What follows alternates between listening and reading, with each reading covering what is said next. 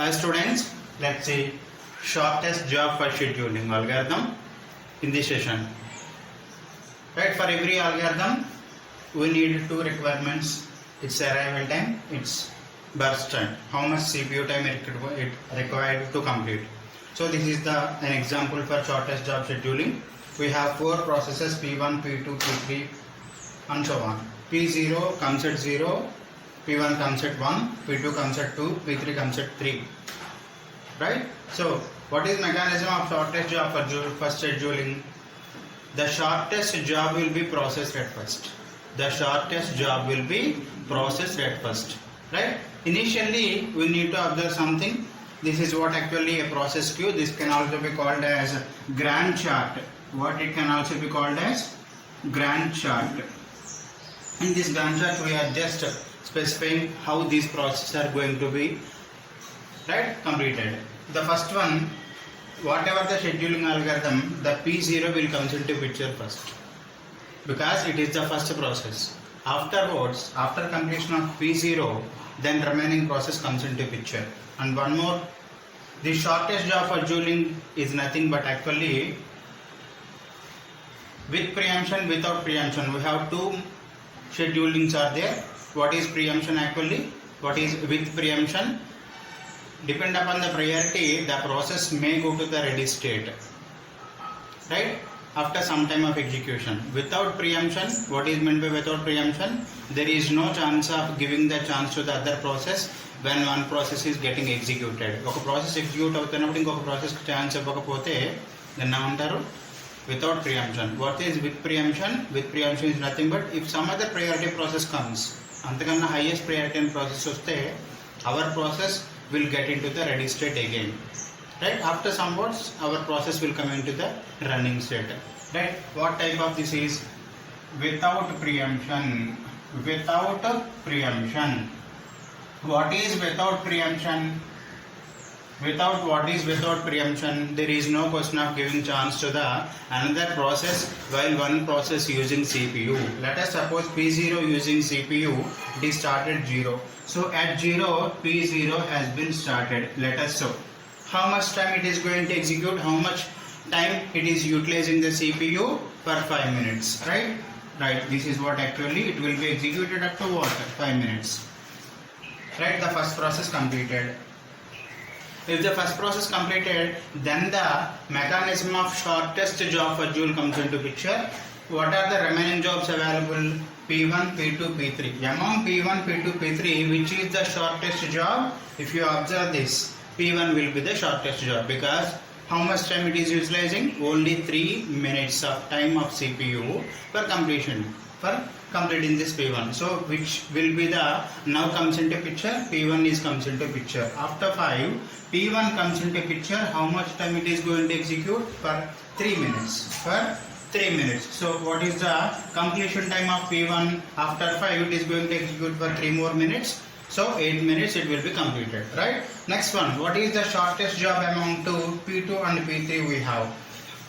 Among P3 will be the shortest job. It is taking 6 minutes only. So P3 is now comes into this Gantt chart. Now P3 will be executed. P3 will be executed. How much it will be executed? For 6 minutes. So after 8, 6 minutes means up to 14 minutes it is going to execute. Up to 14 minutes it is going to execute. Right? So P3 is completed. For the next time, the remaining only one process is there. P2 will be there. After 14, it will be going to execute for 8 more seconds. So P2 is now comes into picture and it will be executed for 8 more minutes. So it will be completed up to 22 minutes.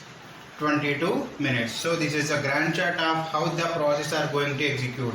If you observe this is a now without preemptive. What is without preemptive? If you are executing P0 process, there is no question of giving the CPU to the allocate the CPU to the P1. When P1 is executing, P3 and P2 does not come into picture because it is without preemption there. So there is no question of interrupting the P1 process and P3, P2 utilizing the CPU. After completion of a complete process, then only other process comes into picture. Then only other process. Likewise, actually all the process will be completed order by order, right? Next one, if you calculating these remaining time factors of this shortest job for schedule, completion time, at what time it will be completed? P0 completed at what time? 5 minutes. So P0 completed at 5 minutes. Next one, P1 completed at 8 minutes. Right? P2 completed 22 minutes and P3 completed at 14 minutes. P3 completed at 14 minutes. Right? Next one, what is next time factor? What is the next time parameter? Turnaround time. What is turnaround time? How much total time it is in the process? How much total time when it was arrived, when it was completed? The difference between the completed time and arrival time is nothing but the difference between the completed time and arrival time is nothing but this turnaround time. What is complete time? 5. What is arrival time? 0. 5 minus 0 is 5 will be the turnaround time of process P0. Next one, what is the completion time of P1? 8. What is the arrival time? It actually arrived at 1 but actually completed at 8. So 7 minutes it is in the process. So that 7 is the turnaround time of P1. Next one, it completed 22, P2 completed at 22 and it arrived actually at 20, nothing but 2. What is the difference between the time? 20 minutes it is in the process. Right? Turnaround time of P2 is 20. Next one, P3 completed at 14, it actually arrives at 3. So 14 minus 3, 11 will be the turnaround time of P3, right? Next one, you need to calculate the waiting time next. What is meant by waiting time? Actually, the process may be up to completion, the process may be in waiting time or it may be using CPU. It may be using CPU or it may be waiting time. So the total turnaround time is nothing but the total waiting time plus the total burst time. How much time it is using CPU, how much time it is in the waiting state. So actually we need to differentiate, find the difference between the turnaround time and burst time. If burst time is not there, the remaining time is what? Waiting time, right? The turnaround time is nothing but total burst time, total waiting time. If you are subtracting this turnaround time minus burst time, automatically it will be the waiting time. So how can you calculate this turnaround time minus its burst time? It's burst time. How much time it is using CPU is nothing but burst time. So what is turnaround time? 5. What is burst time? 5. So waiting time of process 0 is 0. It waits for 0 minutes. It actually taken by the CPU for the first time. When it comes, then automatically taken by the CPU. Then there is a question of waiting for P0. Then how many minutes the P1 waits actually? The total processing time of is actually 7. Right? 7 minus 3. It actually needs how many minutes of CPU? Only 3 minutes. So remaining 4 minutes are what? It's waiting time. Right? Next one, 20. It is completed. Actually it is in process for 20 minutes. Actually it needs how many minutes of CPU time? Only 8. So 20 minus 8, 12 will be the its what? Waiting time. Next one, 11 minus 6, 5 will be its waiting time. Right? Because it needs total process of 6 minutes of CPU time, but it is in the process for how many minutes? 11 more. So how many more minutes it is in the process? For 5 minutes. In which state it is actually? In waiting state. Right? In waiting state. The next one is service time. What is meant by service time? At which time the process will be taken by the CPU for the first time. For the first time. ఎప్పుడైతే మనకి ఆ process CPU చేత take up చేయబడుతుందో for the first time, right? For the first time. Second time ready state నుంచి running state లోకి వెళ్ళడం consider చేయట్లేదు. First time ఆ ప్రాసెస్ రెడీ స్టేట్ నుంచి ఎప్పుడైతే రన్నింగ్ స్టేట్ లోకి వెళ్తుందో ఆ టైంని సర్వీస్ టైం అనేసి పిలుస్తాం, రైట్? ఇది యాక్చువల్ గా అరైవల్ టైం వేరు, రిమైనింగ్ ప్రాసెస్ వల్ల కొంతసేపు ఇది వెయిటింగ్ లో ఉంటుంది. వెయిటింగ్ లో ఉన్న తర్వాత ఎప్పుడైతే టేకెన్ కన్సిడరేషన్ లోకి తీసుకోబడిందో దాన్ని సర్వీస్ టైం అనేసి పిలుస్తారు. How we can just taken the service time of this process. P0 taken at what? 0 minutes, so that it has no waiting time. P1 taken at what? At 5 minutes, right? P2 taken at what? 14 minutes. P3 taken at what? 8 minutes.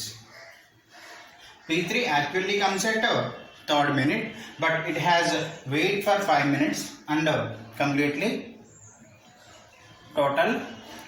For the 8th minute it is taken into consideration. About P2 it is taken into consideration for the 14th minute.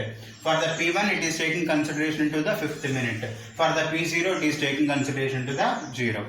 But you need to actually know something about shortest Jaffa schedule. Burst times are like this according to this example, but the actually what is done, we don't know how much burst time will be taken by the process at the initially. The process might take 3 minutes, the process might take 5 minutes, the process might take 8 minutes. ఆ ప్రాసెస్కి ఎంత time పడుతుంది అనేది process సిపియూలోకి వెళ్ళిన తర్వాత దాన్ని బట్టి remaining time అనేది calculate అవుతుంది. కానీ బర్స్ట్ టైం అనేది ఎగ్జాక్ట్లీ ఇలాగే ఉంటుంది అని మనం చెప్పలేం. ఇది ఎగ్జామ్షన్ తీసుకుని ఎగ్జాంపుల్ కింద మాత్రమే తీసుకుని ఇవన్నీ క్యాలిక్యులేట్ చేసాం. బట్ బర్స్ట్ టైంని ఎగ్జాంపుల్ కింద తీసుకుని బర్స్ట్ టైంలో షార్టెస్ట్ బర్స్ట్ టైం ఉన్న వాటికి మనం షార్టెస్ట్ జాబ్ షెడ్యూల్ ద్వారా షెడ్యూల్ చేయాలంటే ఇది ప్రాక్టికల్గా ఇంప్లిమెంట్ చేయలేము. రైట్, ప్రాక్టికల్గా ఇంప్లిమెంట్ చేయలేము. ప్రాక్టికల్గా ఇంప్లిమెంట్ చేయాలంటే ఏం తెలియాలి, వాటి యొక్క బర్స్ట్ టైం తెలియాలి. But we don't know how much burst time will be taken by the process initially. ఇది ఎగ్జాంపుల్ మాత్రమే తీసుకున్నాం. సో ప్రాక్టికల్గా షార్టెస్ట్ జాబ్ షెడ్యూల్ అనే దాన్ని ఇంప్లిమెంట్ చేయడానికి కొంచెం కాంప్లికేట్ అవుతుంది. But the process of shortest job scheduling is like this. Okay, thank you.